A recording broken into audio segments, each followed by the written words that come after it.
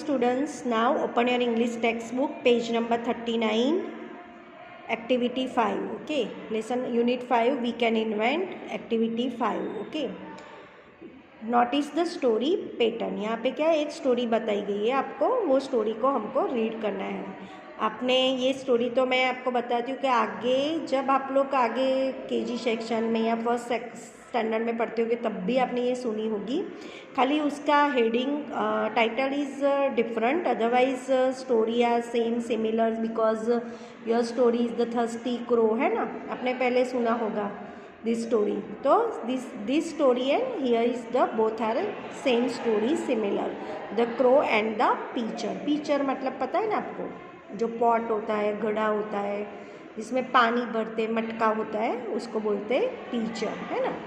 तो now we will begin with the story, the crow and the pitcher. Okay, so open your English textbooks and we are going to learn about the story. One day a crow was very thirsty. For many days there had been no rain. मतलब एक दिन crow मतलब जो crow था उसको बहुत पानी की क्या लगी थी, थर्स्टी मतलब तरस, और उस टाइम पे बारिश भी नहीं हो रही थी. There had been no rain. Okay, तो बारिश भी नहीं हो रही थी, पानी भी नहीं था, तो उसका गला भी सूख रहा था, है ना. हिज थॉट was very dry. He felt weak मतलब उसका थ्रॉट मतलब जो गले का जो होता है थ्रॉट, वो वेरी ड्राई हो गया था.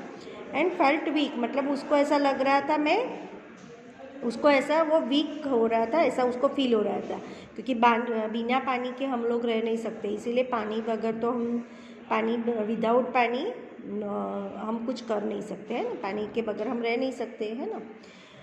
ही was too weak to fly मतलब उसको पानी की वजह से इतनी वीकनेस आ गई थी तो वो उड़ भी नहीं सकता था, इसीलिए वीक टू फ्लाई मतलब उड़ने में उसको तकलीफ हो रही थी, वीकनेस आ गई थी. If the crow did not find water soon he could die of thirst. उसको ऐसा लग रहा था कि मैं अभी पानी मुझे नहीं मिलेगा तो मैं मर जाऊँगा ऐसे. He felt too weak to fly, but he walked on looking for water.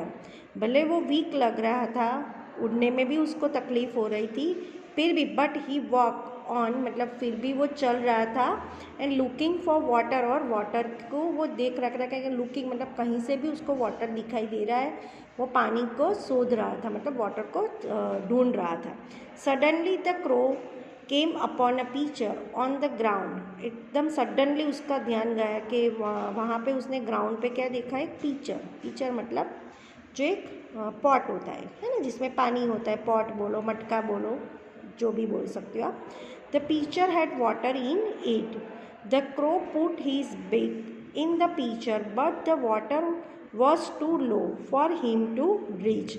मतलब उसने देखा कि अंदर पानी तो था, है ना, पर वो पानी कैसा था, वेरी लो मतलब बहुत नीचे था. और तो उसने उसकी अपनी बीक मतलब चांस डाली, पर वो पिचर में जो पानी था उसके तक वो पहुंच नहीं पा रहा था. Okay, the crow was so very thirsty. He tried again to reach the water, stretching his beak and neck and beak as far as he could. मतलब वो इतना ट्राई कर रहा था वो पानी के लिए पहुंचने के लिए, उसने बहुत ज़्यादा स्ट्रेचिंग किया बिग को उसको पानी के अंदर डालने के लिए, फिर भी उसको वो पानी तक वो पहुंच नहीं पा रहा था, उसको उससे पानी बहुत दूर ही था. He struggle and strained and ruffled his feathers, but he could not reach the water at the bottom of the pitcher. मतलब उसने इतना सारी स्ट्रगल किया, उसकी स्ट्रेंथ यूज़ की, फिर भी वो पानी तक पहुँच ही नहीं पा रहा था. Could not reach the water. Okay, उसको जो बॉटम में जो पानी था पिक्चर में, तो वहाँ तक पहुँच ही नहीं पा रहा था, उसके फेदर्स उसको वो पहुँच ही नहीं पा रहा था. Finally he stop. फिर फाइनली वो रुक गया. Crows are smart. क्रो कैसे होते हैं, स्मार्ट, है ना. And this crows stop struggling and stop back to look closely and think calmly, मतलब वो एकदम से स्टॉप हो गया, उसने स्ट्रगल करना भी बंद कर दिया। Because crow is very smart and stop back to look closely and think, मतलब वो उसने back and step back to look closely, मतलब उसने ऐसा स्टेप लेने का सोचा, ठंडे दिमाग से ऐसा कुछ सोचा कि मैं कुछ ऐसा सोचूं कि मुझे पानी मिल जाए पीने के लिए। The crow notice many rocks on the ground, मतलब उसमें से एकदम से उसका ध्यान गया, कहाँ पे गया, उसने नोटिस किया कि नीचे ग्राउंड पे क्या था, रॉक्स, रॉक्स मतलब स्टोन, पत्थर है ना। So he began to put the rocks in the pitcher, फिर उसने स्टार्ट किया वहाँ से जो रॉक्स लिया और put in the pitchers, pitchers में उसने डाला। As each rock went it, मतलब बहुत सारे रॉक्स वहाँ तक पहुँच गए थे। The level of the water rose in the pitcher, मतलब जो पानी का लेवल था वो धीरे धीरे ऊपर आ रहा था। After many, so take out your page number 40।